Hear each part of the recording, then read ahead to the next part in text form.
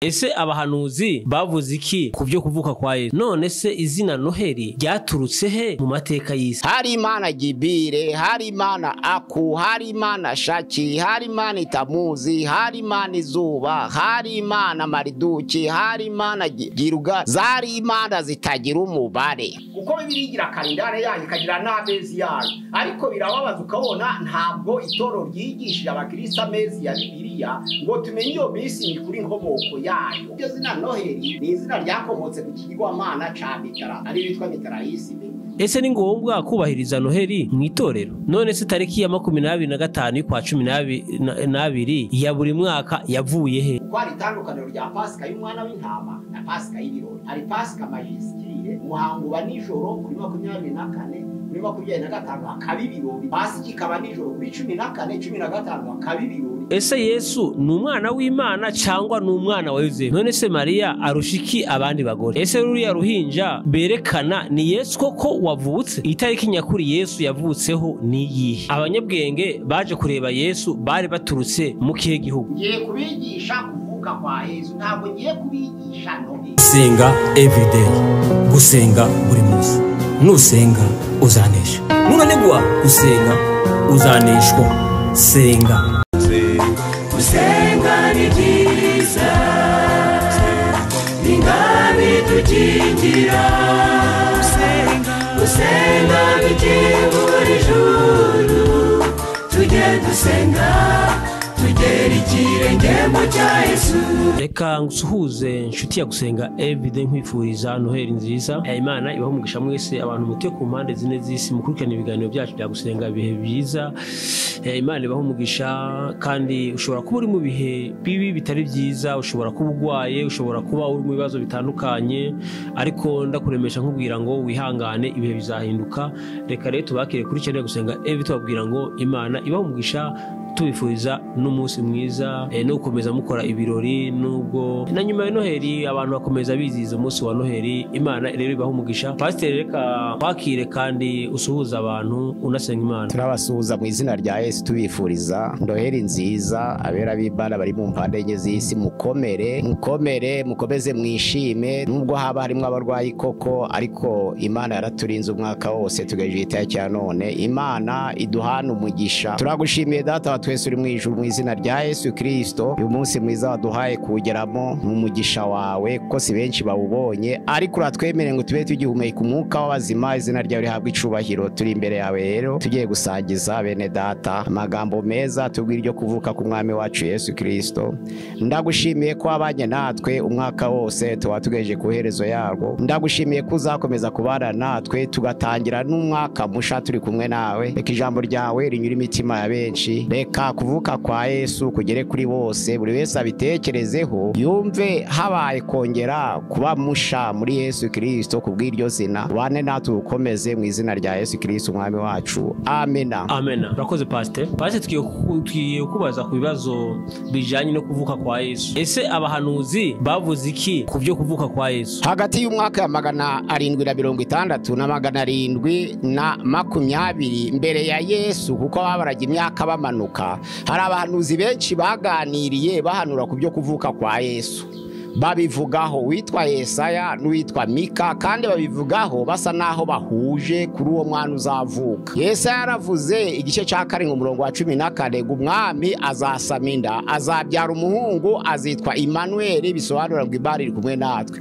Baje kubisobanura muri Matayo igice cyawo cya mbere umurongo wa 21 kugeza 23 ngo Imana iri kumwe natwe. Ubwo rero Mika nawe igice cya 5 umurongo wa mbere kugeza ku wa 4 abivuga. Avuga ko Betelehemu ari nto mu midugudu yose y'Ubuyuda, ariko ko muri uwo murwa hazavuka uzaba umwami wa Isirayeli. Ijambo ry'Imana riravuga ngo uwo mwami ku murongo wa 4 ngo azatubera amahoro.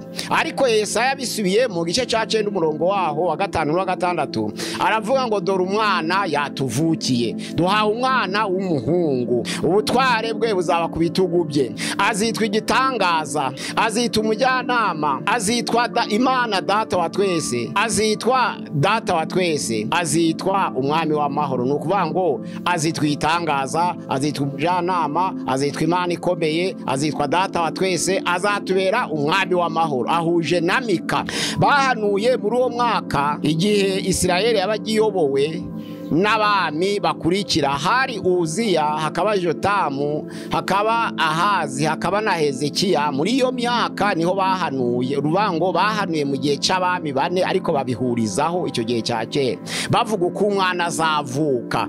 Nizo mpamvu ntabwo byaje gutungurana bisohoye. Ku basomye ubuhanuzi bamenye ko ari byo bisohoye. Nizo mpamvu bitabashe gutungura benshi, kuko byari byaravuzwe n'abavugiwemo n'Imana, aribo bahanuzi Yesaya na Mika. Urakoze Pastor. N'ayahe mazina yahawe Yesu muri ubwo buhanuzi? Muri ubwo buhanuzi berekanye ko Yesu azitwa igitangaza kubera uburyo yavutsemo. Barebaga uburyo azavuka ko ari umurimo w'Imana ubwayo kubw'inda ye, kuko yari umwuka wera. Ni ukuvuga ngo Yosefu yasabye Mariya, ariko ataramurongora babona afite inda. Yosefu agitekereza kumubenga rwihishwa, niko ijambo ry'Imana ritubwira, marayika mubonekera mu nzozi.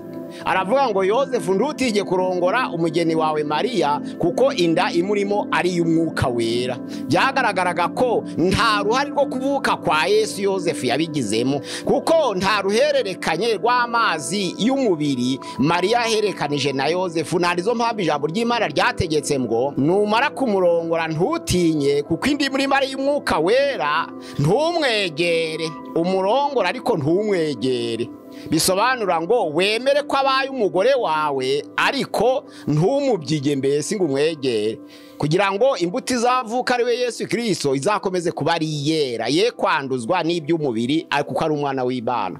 Ntiyamwegereye kugeza igihe avukiye. Noneho Yesu umwana bamwita Yesu, bisobanura ngo uzakiza abantu be ibyaha byabo. Bisobanura ngo nta ruhari Yosefu yabigizemo kubyara Yesu, ariko kwari kugira ngo nk'uko yicishije bugufi akaza afite umubiri, akagira ishusho y'umuntu, azagira umuryango abarizwamo. Nizo mpamvu ijambo ry'Imana rivuga ngo uzamwite Yesu, niwe uzakiza abantu be ibyaha byabo, ariko kugeza igihe umwana azavukira ntukamubyige ngo umukoreho. Koze Pastor. None se izina Noheli ryaturutse he mu mateka y'isi? Izina Noheli ryaturutse ahantu harehare. Mu mwaka wa 500 mbere ya Yesu, muri Empire Medo-Perse, Bumedi n'Ubuperesi, bagiraga imana nyinshi. Hari imana Gibire, hari imana Aku, hari imana Shaki, hari imana Itamuzi, hari imana Izuba, hari imana Mariduki, hari imana zari imana zitagira umubare, hari imana Bere, hari imana Nego, zari imana zitagira umubare. Izo mana zose rero buri mana yagiraga inshingano. Ariko mu gice cya Irani, ni muri Aziya, hari idini ryitwa Zoroastrianisme. Zoroastri ni abantu bagiraga ikigwamana cyitwa Mazida, cyari icy'umugisha, kikagira na Mitra, ari ikigwamana cyahagarariraga kumurika kw'izuba. Ni ahantu hari ubukonje cyane. Noneho imbeho yamaraga igihe kirekire, ibihe by'ibyo bikamara nk'amezi hafi 5-6. None abantu bakagira ibibazo bikomeye, kuko imyaka babaga barahunitse. Abenshi ntiyabashaga kugeza igihe cy'amezi 6 kugira ngo bamurikirwe n'izuba. Noneho ayo mateka aravuga ngo icyo gihe cyose babaga bategereje kumurika kw'izuba, bagombaga kuramya ikigirwamana gihagarariye izuba cyitwa Mitra. Izo nyigisho bazitaga Mitraisme. Bicari gihagarariye imboneko z'izuba, kandi izuba ryari umugisha, kuko iyo byabaga ribonetse niho babonaga umwero w'imyaka yabo. Ijambo ry'Imana rero muri Hagayi igice cya 2:18 baravuga ngo ndabinginga bene data mutekereze ibizaba mu bihe bya none no mu bihe bizaza. Ku tariki ya 24 z'ukwezi kwa 9 witwa Kisireve, aho urufatiro rw'urusengero rw'Imana rushinzwe. Mbese hari umuzabibu, mbese hari umutini, mbese hari umukomamanga, mbese hari umwelayo bikiri mu bigega. Ariko uhereye none uyu munsi wa none ndabaha umugisha. Yabaye abakristo bataracuritswe ngo bakurikire kalendare ya Geregware bagakomereza kuri kalendare ya Bibiliya, kuko Bibiliya igira kalendare yayo ikagira n'amezi yayo. Ariko birababaza ukabona ntabwo itorero ryigishije abakristo amezi ya Bibiliya ngo tumenye iyo minsi mikuru inkomoko yayo. Pasika iba mu kwa mbere kuva 12 umurongo wa mbere kugeza 15. Pentekote ikaba tariki 6, ni ukuvuga ngo babagurikira umwana w'intama tariki 14 z'ukwa mbere. Pasika tariki 15 hakaba ibirori byitwa ibirori bya Pasika. Tariki noneho baba ari iminsi 50 ikagwa kuri tariki 6 z'ukwezi kwa gatatu. Noneho rero Hagayi berekwa ko urufatiro rw'urusengero ruzashingwa kuri 24 z'ukwezi kwa 9 kwitwa Kisireve. Ubwo byagaragaraga ko niba Pasika ibaye mu kwa mbere, Pentekote ikaba mu kwa gatatu, Noheli akagombye kuba mu kwa 9, ariko ititwa Noheli kuko iryo zina Noheli ni izina ryakomotse ku kigirwamana ca Mitara, ari yitwa Mitarayisime, rivuye mu rurimi rw'Ikigorwa. Ikigorwa ni intara yo mu Butaliyani, bavuga ururimi rw'Uruwazi ruvuga ngo Ikigorwa. No iyo bisobanura ngo igisha here mu izuba, noneho Noheli ni izuba risha. Iyo habaga habonetse imboneko z'izuba mu kwezi kwa 12 niho baje kureba, ni ukuvuga ngo uko kwezi kwa 12 kwa none abakristo bagenderaho, ahubwo ni ukwa 9 kwitwa Kisireve, ntabwo ari ukwa 12 kwitwa Adari, kuko amezi ya Bibiliya aragaragara kandi ntabwo avangiye. Ukwezi kwa mbere kwitwa Abibu cyangwa Nisani, ukwezi kwa kabiri kwitwa Zivu, ukwezi kwa gatatu kwitwa Sivani, ukwezi kwa kane kwitwa Tamuzi, ukwa gatanu kwitwa Abu, ukwa gatandatu kwitwa Elul, ukwa kane kwitwa Etanimu, ukwa munane kwitwa Bura, ukwa 9 niko kwitwa Kisireve. None ukwa 10 kwitwa Tebeti, ukwa 11 kwitwa Shebati, ukwa 12 kwitwa Adari. Ariko kuko emezi yagiraga iminsi mikitangana n'iminsi iyo kuri kalendare ya Geregware abakristo bagendera uyu munsi wa none, hasagukaga nyuma y'imyaka 4 iminsi mike ikazaza kuvamo igice cy'ukwezi cyitwa Veradari. Ubwo nuvuga ngo ni amezi 12 mvuze aboneka muri Bibiliya abakristo batazi kandi batanigishijwe, none kuko bagendeye kuri kalendare ya Geregware wa 13 wabayeho hagati y'umwaka w'1502 kugeza ku 1885, yabaye papa 1572 kugeza 1882, no yubatse iyo kalendare.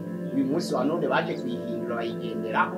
Zo mpamvu usanga bamwe bavuga ngo kucumira, abandi ngo kuwambera, abandi ngo kusabata, abandi ngo kuwa kane, abandi ngo kuwa gatandatu, ugasanga biravangitiranye. Ariko kalendare ya Bibiliya ntabwo ivangiye. Ahantu bita Vendredi ni kuwa gatandatu, Samedi ni kuwa karindwi, Dimanche ni uwa mbere w'icyumweru muri Bibiliya. Ariko itorero bamwe bavuga ngo Vendredi ni kuwa gatanu, Samedi ni kuwa gatandatu, Dimanche ni kuwa karindwi. Oya, kuvuga ngo Dimanche ni kuwa karindwi biboneka kuri kalendare ya Geregware, kuko habaye igerageza ryinshi ryo gushaka amakalendare, ariko kalendare ya Geregware ni ivuga ngo Dimanche ni umunsi wa karindwi, ariko si byo muri Bibiliya.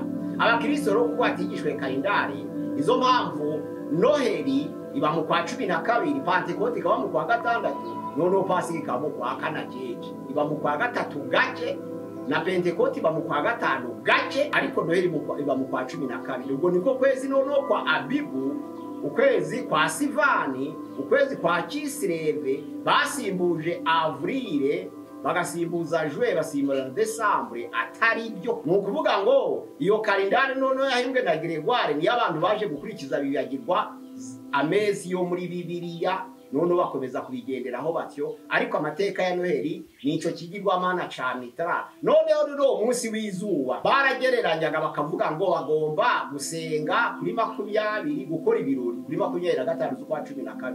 Iyo 25 z'ukwa 12 ni Abamedi n'Abaperesi babisengaga, basenga Mitara muri doctrine ya Mitarayisime. Noneho rero muri 312 witwa Kaisari Constante amaze kwerekwa yari afite ibibazo by'uko yari yatewe n'abami bato mu bwami bwe, arategura ashaka kuja kubarwanya. Amaze gutegura agaba igitero, ariko nijoro buraca aragaba igitero abona ikimenyetso cy'umusaraba cyanditsweho amagambo avuga ngo nukurikira iki kimenyetso uzanesha. Arabyuka ntiyahagarara, agezeyo ararwana aranesha, kandi icyo kimenyetso cy'umusaraba yabonye waratukuraga. Ariko amaze kunesha hari icyo yeretswe, aravuga ati abakristo bose bishwe mu itoro ry'Efeso, itoro ry'Simurda, kugeza mu itoro ry'Iperugame, kuko Konstantino yari asimbuye Diocletian wacuye igihe muri 306. Konstantino atangira muri 306, ayobora imyaka 6 hari akarengane. Muri 312 niho yabonye icyo kimenyetso cy'umusaraba.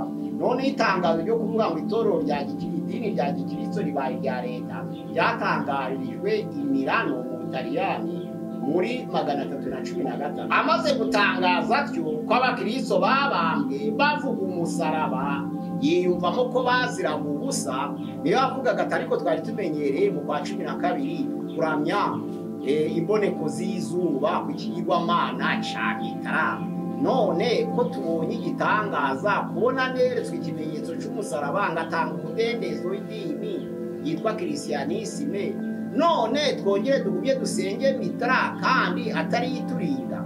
Niyerekwa yagiraga ariko yari atarakizwa ngo abatizwe. Noneho rero abantu barabyemera kuko ntawe bashaka kuvuguruza itegeko rye. Babandi bose basengaga mu kwezi kwa 12 iyo wategekaga icyitwa Apirero, ubutegetsi bwe bwageraga ku isi yose. Ntabwo muri Irani ariwe wagomba kwanga itegeko rye, arategeka ngo mugumye muramye icyo kigirwamana ca Mitara, ariko mbonye ikindi dushobora kuramya. Abakristo batotezwa bavuga ibya Yesu wabambwe, nkabona ikimenyetso cy'umusaraba utukura, bigaragara ko baziraga gusa, ahubwo iyo tariki muyisimbuze kuramya. None amuramye Yesu mu cyimbo ca Mitara, abari ubisimbura muramye Yesu mu cyimbo ca Mitara, ubwo bamwemerera batangira kuramya Yesu mu cyimbo ca Mitara. Ariko abantu bo muri Irani uyu munsi wa none ntabwo Mitara bayivuye koya, baracakomeza kuyibaho. Ariko abantu bemeye itegeko rya Constantine bavuye kuri Mitara baja kuri Christianisme, noneho bubahiriza kuvuka kwa Yesu mu kwa 12. Ubwo rero Mitraisme ni iryo dini ryo muri Irani. Muri 500 muri Empire Medo-Perse niho kuramije kigirwamana c'izuba. Nandi zo mpamvu Noheli bisobanura ngo Noio Nouveau, noneho here soleil, none izuba risha, izuba risha. Kuvuka kwa Yesu rero ntabwo bashiramo Noheli, ahubwo bavuga kara Kristo ugena, cyangwa se Lorem Naturalis mu Kilatini, cyangwa se kara Kristo ugena mu Kigiriki. Bisobanura kuvuka kwa Yesu, ntabwo harimo Noheli, kuko Noheli ni ikiborwa. Ese ni ngombwa kubahiriza Noheli mu itorero? Ntaco byinshi, nta nico bikijije, Imana ntiyanga barabye. Aho caje kubera ikigirwamana nuko abantu bavuze ngo ni ngombwa 25 kandi itarabonetse mu byanditswe kera mu Bibiliya. Ariko iyo bakurikiza kalendari ya Bibiliya, iyo tariki yakwira ari kuboneka, kuko ubundi Noheli gitangira ntabwo abantu baja muri Noheli kuri 25, baje kuri 24 bakararamo bategereje urwibutso rwo kuvuka kwa Yesu n'ijuru. Iyo rero bemera bakavuga ko iyo tariki ya 25 itarutizi ngo ni yabari itarutsi zindi yahindukiye ikigirwamana, ariko bavuze ngo na 20 umuntu ashaka yakubahiriza Noheli, na 22 umuntu ashaka, nkuko kuri Pasika atari ngombwa ngo umunsi umwe, na 25 umuntu yabibahiriza ashaka 26. Ntibibe 25 bidasimburwa kandi bitari muri Bibiliya ngo bihinduke ikigirwamana. Ni ikibazo cabereye. Naho ubundi usenga Imana iramukunda, ariko ubwo atari itegeko ry'Imana ko abantu basenga kuri Noheli, nta rubanza kutagiyeyo, nta rubanza, kuko ntabwo ari itegeko ry'Imana. Muri Yohana ya 1:3 haravuga ngo umuntu wese ukora icyaha abagomye, kandi icyaha nibwo bugome. Ubugome bisobanura ngo kwica itegeko. Niba rero nta tegeko ry'Imana bivuga ko tujeho kuri Noheli, bikaba byaravuzwe n'umuntu Kaisari Constantine, kujayo nta kibazo, ntaco kwisha, Imana ntiyanga abayisenga. Ariko n'umutagiyeho nta rubanza afite, Imana ikavuga ngo dusenge kuri Noheli. None se tariki ya 25 kwa 12 ya buri mwaka yavuye he? Niko navuze, nabisobanuye ngo iyo tariki yari kugwaho iyo bemera ubuhanuzi bwa Hagari. ari ahavuga ngo nuko ndabinginga nimutekereze ibizaba none no mu gihe kizaza aho urufatiro rw'urusengero rushinzwe. iriya tariki yahanuraga ko urufatiro rw'urusengero ari Kristo kwizashingwa kuri 24 z'ukwezi kwa cyenda ariko bita Kisireve kubera amezi atanganye iminsi. noneho kwa kwezi kwa cyenda kugira 30 cyangwa 29 niko kuri kalendare ya Bibiliya kugira 29 cyangwa 30 yo asabuka cyangwa icyo cyitwa Biyadari. noneho kuko ukwezi amezi yacagira 30 bitumye 24 iza kugwa muri 25 kuko bitanganye iminsi.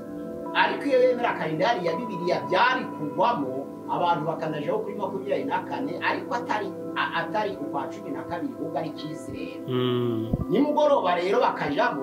noneho ubundi byari bisanzwe nijoro habaga imihango mu gitondo hakabibiro kubikira umwana w'intama ni kuri 14 kuri 15 ni ibirori bya Pasika. uko ari itandukaniro rya Pasika y'umwana w'intama na Pasika y'ibirori. hari Pasika majiskire nani pluriere na Pasika sengiriye. hari Pasika yo kubikira umwana w'intama hakaba na Pasika y'ibirori aho bitwa ngo Joyeuse Pâques nta rukubikira umwana w'intama ahubwo ni ibirori. aho bago Joyeux Noël ni ibirori akaba ibirori hakaba n'umuhango. ubwo rero ntabwo umuhango n'ibirori babashe kubitandukanya ahubwo barabivanze byose babishira muri 25 ariko si byo. umuhango wa nijoro kuri 24 kuri 25 hakaba ibirori. Pasika ikaba nijoro kuri 14 15 hakaba ibirori. Pentecote ni itarateganijwe ibirori gusa kubara iminsi 50 uvuye kuri Pasika. none ikaba tariki 6 z'ukwezi kwa gatatu. niko kalendari ya Bibiliya ivuga. ukurikije Bibiliya ari byanditswe bihera. Pasika ni mu kwa mbere, Pentecote ni mu kwa gatatu, Noheli ni mu kwa cyenda. urakoze Pastor Imana iguhe umugisha. Yesu ni umwana w'Imana cyangwa ni umwana wa Yosefu? Yesu ni umwana w'Imana ariko Imana imanuka ubwayo kuko Yesu ni Imana yigize umuntu. imanuka ubwayo abantu bari kwikanga ngo mu ngo bya Edeni bakihisha kuko iteye ubwoba. ahubwo ibanza yigira umuntu kugira ngo wa muntu nagera mu bantu bamumenyere avukane n'abantu bamwite mwene se. none ubone ko bari gukorana n'umuntu nkabo. none Imana ntiyamanuka cy'Imana ahubwo yigira umuntu kugira ngo abane natwe. nabizo mpamvu Yesu ni umwana w'Imana ariko mu buryo bwa societe agira umuryango abarizwamo. ukwinda yari umwuka wera ariko avuka ku mwari bari. noneho rero agomba kugira umuryango abarizwamo kugira ngo natwe tumumenye kandi dukorane nawe nuko yigeze umuntu akambara kamere yacu. izo mpamvu ariko umwana w'Imana. none se Mariya arushiki abandi bagore? Mariya ntaca arusha abandi bagore gusa ari mu bahiri kandi abahiriwe ni benshi. mu byaje igice cya mbere umurongo wa 3 haravangwa hahirwa usoma ibyanditswe byera. hahirwa uwumva babimusomera agatega amatwi. hahirwa ukurikiza ibiri. ibyahishuye 14 umurongo wa 13 haravangwa hahirwa abapfapfiriye mu Mana. ibyahishuye 16 umurongo wa 15 haravangwa hahirwa abarinda ibyambaro yabo kugira ngo batagenda bambaye ubusa bakareba isoni y'ubambure bwabo. 19 umurongo wa 10 haravangwa hahirwa abazatahuke bw'umwana w'intama. 22 umurongo wabo wa 14 haravangwa hahirwa abamesera ibishura byabo kugira ngo bemererwe kwegera cya giti cy'ubugingo bagere mu marembo binjire muri rwa rwego. Mateyo 5 umurongo wa 3 haravuga ngo hahirwa abakene mu mitima yo kuvuga no mu ijuru ari ubwabo. hahirwa abagwa neza kuko bazaragwisa. hahirwa abashabura kuko bazahozwa. hahirwa abarenganizwa gukiranuka kuko bazitwa abana b'Imana. hahirwa ababiba amahoro kuko bazahitwa abana b'Imana. ibyo byose abahirwa ni benshi. Mariya ari ku rutonde rw'abahiriwe kuko Yesu yavukiye muri we. ariko kuvuga ngo Yesu yari Imana avukira muri Mariya nta mbuto y'ubumana yasize muri Mariya ku buryo abantu bamusenga. nta mbuto y'ubumana iri muri Mariya. iyo Yesu asiga imbuto y'ubumana muri Mariya ntabwo Mariya yari gupfa. apfuye muri 59 nyuma ya Yesu. yavutse muri 27 imbere ya Yesu apfa muri 59 nyuma ya Yesu. kandi iyo aba afite imbuto ya Yesu yari kuba yindutse Imana ntiyari gupfa ariko yarapfuye. uretse ko bavuga ngo yagiye mu ijuru adapfuye ariko abagiye mu ijuru badapfuye ni Eliya na Enoki gusa. ese ruriya ruhinja berekana ni Yesu koko wavutse? ni urwibutso. ubundi ukurikije imyaka Abaroma bimitse Herode mu mwaka wa 40 nyuma ya 0 ijambo ry'Imana riravuga ngo igihe Herode yashakaga abana b'imyaka 2 no gusubiza hasi, amateka atubwira ko yari amaze imyaka 37 ku ngoma. Uwo yarimitswe muri 20 akamara imyaka 37 ku ngoma, hari muri gatatu rero niho Yesu yashatswe kugira ngo yicwe. Abana bose bafite imyaka 2 Herode yari yabaze neza, kuko kuva igihe yumviye ngo hari umwami w'Abayuda wavutse, yaravuze ngo ntabwo birengeje imyaka 2 ibyo ari byo byose. Ariko kuko ntazi n'isi amaze, ninduruka ku myaka 2 araboneka. Niko byagenze, yabaze neza. Yesu yaje kuboneka ngo bafite imyaka 2 hagati yayo, noneho nibo bahigwaga. Ariko Yosefu abonekerwa na marayika mu nzozi, amubwira ngo hungana umwana na nyina mu Egiputa, kuko abamushakisha ngo bamwice bateye. Nizo mpamvu yagiye aja mu Egiputa hungana umwana na nyina. Icyo gihe rero umwaka wa 3, kuko Yesu yabonetsemo, kandi Herode afite imyaka 37 ku ngoma, ntabwo yari Umuroma, yari n'Umuyuda, ahubwo yari Umwedomite wari wabitswe n'Abaroma. Abayuda bamugiriye icyizere barabyemera, ngo Yesu arahunga. Nizo mpamvu hagati y'umwaka wa 4 n'umwaka wa 3 niho abarizwa. Ariko kuko bari bamaze imyaka 2, ngo kuva muri 5 kugeza muri 2 niho Yesu yakarikiye, niho Herode yarebereye. Noneho kuva muri 5 kugeza muri 3 ni imyaka 2. Nibo bishwe i Betelehemu no mu misozi yabo, abana bose b'abahungu baricwa. Yesu abonetsemo arahunga, Herode yari yabaze neza. Umuvangi ituma tuvuga ngo Yesu yavutse muri 4 nyuma ya 0, nuko yabambwe muri 29 afite imyaka 33. Mu mateka ya Panorama de la Bible birasobanuka neza. Tuvuga ngo Yesu yaje muri 26 kubatizwa, akorana n'abigishwa y'imyaka 3. Muri 29 hafi n'igice arabambwa, arazuka, aja mu ijuru, umwuka rero amanuka. Ariko icyo gihe yari yuje imyaka 33. Iyo myaka rero bayikura kuri iriya ine iri imbere ya 0, barebeye ku buyobozi cyangwa se umutware w'umwami Herode. Ariko itariki ya 25 yo ntayanditswe muri Bibiliya no mu mateka, ntabwo bayivuze. Gusa kuri za kalendare zitandukanye, uwitwa Clement d'Alexandrie yavuze ko ari tariki 6 z'ukwezi kwa mbere ya buri mwaka. Uwitwa Epifane avuga ko ari tariki 18 z'ukwa 11 za buri mwaka. Uwitwa Gregoire avuga ko ari tariki 7 z'ukwezi kwa mbere za buri mwaka. Uwitwa Julien avuga ko ari 25 z'ukwa 12 bya buri mwaka. Ariko ntabwo n'amateka yigeze ahuriza ku tariki imwe yo kuvuka kwa Yesu. Gusa umwaka wo waragaragaye bitewe nuko yabarijwe mu mateka ya Herode. Urakoze Pastor. Itariki nyakuri Yesu yavutseho ni iyihe? Itariki nyakuri Yesu yavutseho umwaka bavuga 4 mbere ya 0, ariko itariki ntabwo. Iyo bavuze 4 abantu badukurikiye, kuko kera babaraga bamanuka. Iyo bavuze 4 hakurikiraho 3, hakurikiraho 2, hagakurikiraho 1, hakurikiraho 0. None tukabona tugatangirana n'ikigegera ca mbere kugeza uyu munsi wa none. Ubwo nukuvuga ngo Yesu yavutse bakibara imyaka bamanura. Igituma bamurebera bakavuga ngo mbere ya Yesu nyuma ya Yesu, barakurura kugira ngo bibafashe gukora imibare. Ariko ntabwo Yesu yavutse kuri 0, ahubwo yavutse kuri 4 mbere y'iyo 0. Urakoze Pastor. None se kuvuka kwa Yesu vyatumariye iki? Kuvuka kwa Yesu bifite akamaro cyane.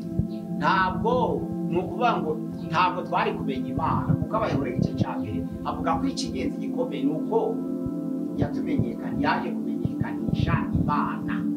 Icya kabiri nuko yabaye insinzi y'ibyaha. Icya gatatu nuko yambaye kamere yacu kugira ngo yumve umubabaro abashe kudutabara. Abamwemera bose bakizwe nawe. Uvuga ngo icyo byatubarira. Urakoze Pastor. Abanyabwenge baje kureba Yesu bari baturutse mu kihe gihugu? Bari baturutse iburasirazuba, ariko iburasirazuba y'Uyuda ni Babuloni.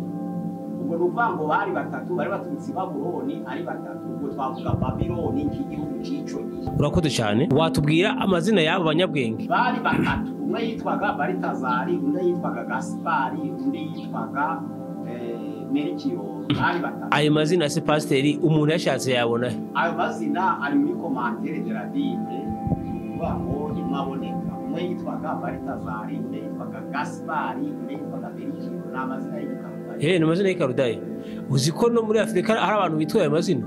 barafite bawe yabatoragura umuntu akakoze igenda kumva akazina araza akakita umwana we, umwe agasanga ari igitutsi undi agasanga ari umuvumo, kuko abantu benshi bavuga ngo umwana wanjye nzamwita Saduraka, nanjye nzamwita Meshake, nanjye nzamwita Abedenego, batazi ko ari ibigirwamana by'i Babuloni, bakishima kuko bazi ubutwari bw'abo bantu bahimbwe ayo mazina. Umuntu aja mu mahanga rero agatoragura akazina. Hari umuntu umwe wagiye mu Bubiligi ayobora igihugu ari perezida w'igihugu, none ageze mu Bubiligi bamwakiriye minisitiri w'intebe ahamagara imbwa ye, yakiriye perezida w'igihugu, none ahamagaye imbwa ye ni 1947 ayihamagara avuga ngo Desire Desire Desire Desire, imbwa ziri kuzunguza umuriro zimusanga Desire Desire Desire Desire Desire Desire Desire Desire, imbwa iramusanga.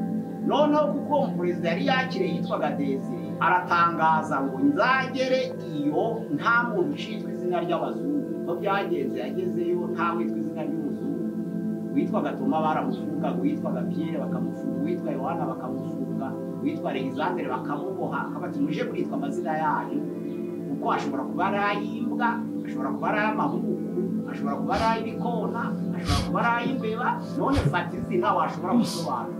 Umuntu akavuga ati njyewe rero nitwa Godanse, Godanse ni ikigusizi. Umuntu akavuga ati njyewe nitwa Barthélemy, Barthélemy ni ikigusizi. Umuntu akavuga ati njyewe nitwa Alexandre, Alexandre si ni ikigusizi. Umuntu akavuga ati njyewe nitwa Leo, Leo si ni ikigusizi. Umuntu akavuga ati sinzi. None se niba ari imbeba ubwo ni kiko witwa imbeba? None se niba ari ikigirwamana ubwo ni kiko witwa ikigirwamana? None se niba ari imbwa ubwo ni kiko witwa imbwa? Izo mpamvu yari yategetse ngo buri wese yitwa izina yashobora gutanga ubusobanuro. Ubwo rero kenshi amazina ava mu bihugu bitandukanye, ariko byavuye mu gihugu cy'i Babuloni n'igikarudayi. Urakoze Pastor. Ese amaturo batuye yasobanura iki? Batuye amaturo y'icome n'ishangi n'izahabu. Ubwere bwari muri Kristo bwasobanura y'icome. Ishangi noneho ni ukuramwa kwa Kristo kwa umwana, ariko none izahabu bwahibwe icyo byashushanya. Urakoze Pastor. Ni kuki bamwe bavuga ngo Noheli ntukwiye kuba umunsi w'itorero, ahubwo abasenga uwo munsi basenga ikigirwamana? Nuko bavuga ko utabaye 25 Imana itawumva ahari. Izo mpamvu uyu munsi wa none ni kuwa gatatu. Uyu munsi ni kuwa gatatu bita kuwa gatatu wa kalendari ya Gregwari, ukaba uwa kane muri kalendari ya Bibiliya. Ubwo rero iyo bashaka bari kubikora rimwe ku cyumweru, shaka bagategereza kugira cyumweru. Ntibavugiye Noheli bakavuga kuvuka kwa Yesu, wo kubwiriza abana b'Imana uvuga Noheli ni ukubigisha kumenya ikigirwamana, ahubwo vuga kuvuka kwa Yesu. Ngiye kubigisha kuvuka kwa Yesu, ntabwo ngiye kubigisha Noheli. Izo mpamvu bakomeje kubikora ku cyumweru gishize cyangwa bakabikora ku cyumweru kizaza, atari ngombwa kuri 20. Igituma Noheli ifata cyane ikigirwamana nuko bavuga uti byaba kuwa mbere igomba kuba, byaba kuwa kabiri igomba kuba, byaba kuwa gatatu kugeza kuwa gatanu igomba kuba. Kandi sinagonga ngo no ku cyumweru wabikora no kuwa gatanu no kuwa gatanu cyangwa no kuwa karindwi cyangwa singomba kuwa mbere w'icyumweru. Ariko kuko babifashe mu itariki ihinduka, izo mpamvu abatemera bavuga ngo ni ikigirwamana abo bafite ubu. Niba abakristo nyakuri bavuga ngo 25 yahinduka kandi bakaba batayisoma muri Bibiliya, icyo gihe bavuga ngo ni ikigirwamana, ubwo biracari kuri bari mu kuri noneho. Bari mu kuri bavuga ngo ni ikigirwamana niba bitahinduka. Ariko abakristo kuri bo ntabwo 25 Uzi ko ababyeyi b'abakristo ngabo Pastor, uzi ko ababyeyi b'abakristo benshi bahora bajana abana bakaja kubereka ikintu c'igistati cyakiri bita ngo ni Père de Noël. Nibyo ndi kuvuga ngo Père Noël ngo ni ubwo bari kubibutsa mitrayisime, bizava kuri mitrayisime bahinduye iyo tariki bakayifata nk'andi matariki. Naho niba yigumaho bizabikiri muri mitrayisime. Urakoze Pastor. Bamwe bavuga ko Yesu yavukiye mu nzu, abandi bakavuga ko yavukiye mu kiraro kuko bari babuze icumbi. Ukuri nukuwe. Iyo ni probleme sinobutike. Probleme sinobutike ni uburyo Matayo na Mariko na Luka banditse ibintu bimwe ariko bagahushanya. Yohana yanditse ibye kuko atanditse igihe cyabo, batandukanijwe n'imyaka 30. Ikindi abari yabanditse uko ari batatu, Matayo, Mariko na Luka banditse bari Galilaya, ariko Yohana yari ari Yudaya. Nukuvuga ngo ibyo yabonaga ari Yudaya byari bitandukanye n'ibyo babonaga bari Galilaya. Kandi noneho nyuma y'imyaka 30 abipinduka ibintu bikomeye. izo mpamvu usanga Matayo, Mariko na Luka basa n'abanditse ibisa, ariko Yohana akandika ibija gusa nabyo ariko bitari byo neza. Ubwo noneho probleme sinobutike nuko abayuda bari bamenyereye ko umwami wa Isirayeli atabura icumbi. Biragaragara ko byaba ari urukozasoni, n'urukozasoni ko umwami uzahagarara Isirayeli, ubwoko bukomeye bw'Imana, akabura icumbi. Noneho Matayo ahagarariye abayuda bazamwizera, bavuga ko Yesu atabura icumbi kandi ari umwami wa Isirayeli. Ariko noneho kuvuga ngo ni umwami wa Isirayeli hariho guheza amahanga. Ubwo nuvuga ngo nta bagore barimo, nta bana bagomba kubamo, nta banyamahanga bari kubamo, nta bimbata bari kubamo. Abo bose bari barijinarize, bahejwe, ntabwo bari kugomba gushikira ubwiza bw'Imana, kuko Yesu atari kubegera kandi ari umwami w'abayuda. Noneho rero muri Matayo igice cyaho cya mbere umurongo wa 20, nizo mpamvu marayika ntabwo yabonekeye Mariya kuko abagore batereye ku bayuda, ahubwo heretswe Yosefu. Muri Luka rero igice cya mbere umurongo wa 25 kugeza 42 heretswe Mariya. Luka yerekana ko n'umugore yakwerekwa ko yari umugiriki. Aravuga ati ntabwo abamarayika bagenderera abagabo gusa, bagenderera abagore. Reka muhereke. Yaraje abwira Mariya ngo uruhiri kandi hari imbuto iri muri wowe, Yesu arasimbagurika. Nuvuga ngo noneho umugore n'umugabo barangaye, icyo gihe n'umugore ahawe agaciro kuri Luka. Ubwo noneho rero icyatumye Luka atavuga abanyabwenge akavuga abashumba, Yesu ni umwami w'abagomba kugira ubwenge, akwiye guturwa amaturo ahenze kuko ari umwami. Izo mpamvu haje abantu bikoreye icobe, ishagi, izahabu n'ibintu byo gutanga ku mwami. Ariko urebye muri Luka yavuze ko atari abanyabwenge, ahubwo ntiyahakanye abanyabwenge, ariko ntiyabyanditse, ahubwo yavuze ko hari abashumba bamwiboneye. Ubwo umugambi wa Luka Imana yamwishuriye kugira ngo ashiremo abakene, ashiremo ab'imbata, ashiremo abanyamahanga, ashiremo n'abagore, ashiremo n'abana mu gakiza kazaza. Noneho rero abagore bumve ko bakizwa, abanyamahanga bumve ko bazakizwa, ab'imbata bumve ko bazakizwa, ndetse n'abakene bumve ko bazakizwa. Nizo mpamvu Luka yavuze ati nyamara habuze icumbi. Noneho avukira mu kiraro kuko hari habuze icumbi i Yerusalemu. Ni ukuvuga ngo kwerekana ko Yesu yuguruye umuryango ku bantu bose. Ubwo ni probleme sinubutike. Ni ukuvuga ngo Matayo we byari kumutera isoni no kuzandika ibintu bizasomwa n'abayuda ko yabuze icumbi. Amazu se bari bafite yari make, ari kumuha cyangwa bakamwubakira. Ariko Luka nawe kuvuga ngo yavukiye mu kiraro akavuga ngo kwari ukubura icumbi, ntabwo Yesu yabuze icumbi kuko amazu yose yaraye. Melkisedeki ariga mu mwami w'Isirayeli, wawe ubasanganiraga Aburahamu akwiye gutsinda amahanga, umugisha Aburahamu akamuha icya cumi cya byose. Ijambo ry'Imana riravuga ngo umwami w'Isirayeli ni umwami w'Yerusalemu, niryo zina rya none, ni umwami wo gukiranuka, ni umwami w'amahoro, ntagira se, ntagira nyina, ntagira inkomoko, ntagira n'itangiriro ry'imisi cyangwa iherezo ry'ibihe, ugashushanya n'umwana w'Imana akaba umutambyi iteka ryose. Bisobanura ngo Yesu afite byose. Gusa ubutumwa bwiza bwa Luka bwemera ko yakira bose. Niyo mpamvu yavukiye mu kiraro kugira ngo abashumba nabo bumve ko bacungurwa, abakene bumve ko bacungurwa, bumve ko bacungurwa. Abo bose bari bahejwe mu materaniro y'abayuda. Luka yabigiki abashiramo aravuga ati ubwa Yesu yaje kuringaniza. Abagalatiya 3 umurongo wa 28 yakira umuyuda, yakira umugiriki, yakira uw'imbata, yakira uw'umudendezo. Twese turi muri Yesu Kristo, baba abanyamahanga, baba ab'imbata, baba abagore, baba abana, baba abakene. Umuryango usanga Yesu mu bantu bose. Ni ubutumwa bwiza bwashaka gutanga. Ariko yavukiye mu kiraro ubwo yicishije bugufi, agira akamero umugaragu w'umuntu, yanga no gupfa ndetse urupfu rwiwe. Uvuga ngo yicishije bugufi bishoboka kugira ngo abashe gucungura umwana we. Nizo mpamvu iri jambo rikomeye ryo mu Bafilipi igice cya 7 wabo wa 4 avuga ngo umuntu wese muri mwe aho kwizirikana ubwabo azirikanye n'abandi, ugire wa mutima uri muri Kristo Yesu. Uwo nubwo yari afite ako kamero k'Imana, ariko ntiyatekereje ko guhana n'Imana ari ikintu cyo kugurirwa, ahubwo yisimbutsa agira akamero k'umugaragu w'imbata, agira ishusho y'umuntu, araganduka, yanga no gupfa ndetse urupfu rwo ku musaraba. Icyo cyatumye Uwiteka mu izina risumba amazina yose kugira amavi yose apfukamire, ari ayo mu ijuru ari ayo mu isi, kandi indimi zose zihimbaze Yesu Kristo Uwiteka asukirane nk'akamiroti. Ariko ubutumwa bwiza bubwirizwe pasiteri tukara ku musozo ni kubera iki Luka ubundi Luka se ntiyamenye amabanga ubundi Luka yavuze ibyo abandi batinye kuvuga nubwo yari umugiriki we yaravuze ati yavukiye mu kiraro abandi batinya kuvuga mu kiraro yabakojeje isoni ubwo si kimwara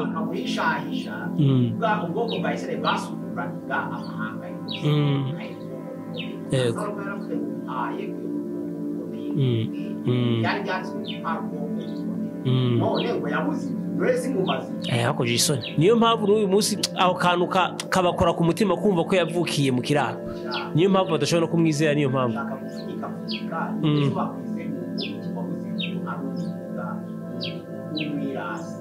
kandi mu bantu nyine mu bantu mu mitekerereze y'abantu benshi bakunda abantu bavukiye ahantu heza ntabwo yaje kugira abenge bamwemera ariko abamwemeye bose bakizera izina rye bahawe ubushobozi bwo kwitwa abantu nubwo abayuda ari bake bamwemeye ariko barahari ntacyo bitwaye kuko abahagarariwe n'ibihumbi 142 abisirayeli bazemera Yesu Kristo barahari hari n'amahanga menshi bo mu ndimi zose imiryango yose amoko yose bazaba bambaye ishura ryera bahagaze imbere yicaye ku yandi bakuru bayuda hari abahagarariwe mu banyamahanga hari abahagarariwe ariko abanyamahanga bazihana bazabita abayuda bazihana ubwinshi ibyo biragaragarira mu 144 mu moko yose n'indimi zose bigaragara hari biragaragarira no mu mugisha wa Manase n'uwa Efurayimu nubwo Manase yari mukuru ariko Yakobo yamuhaye umugisha avuga ngo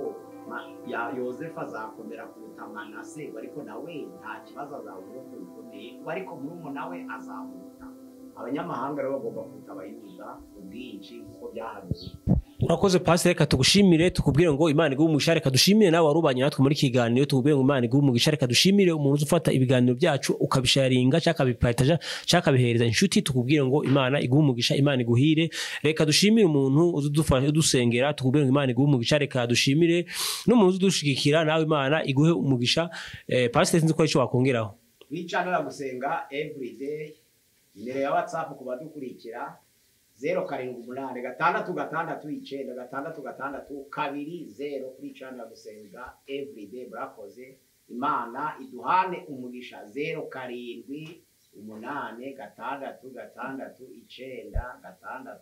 07866966220 murakoze umunsi mwiza wo kuvuka kwa Yesu reka tubabwire ngo ikiganiro naho ubutaha shalom shalom gusenga everyday gusenga buri munsi nusenga uzanesha nunanigwa gusenga uzaneshwa senga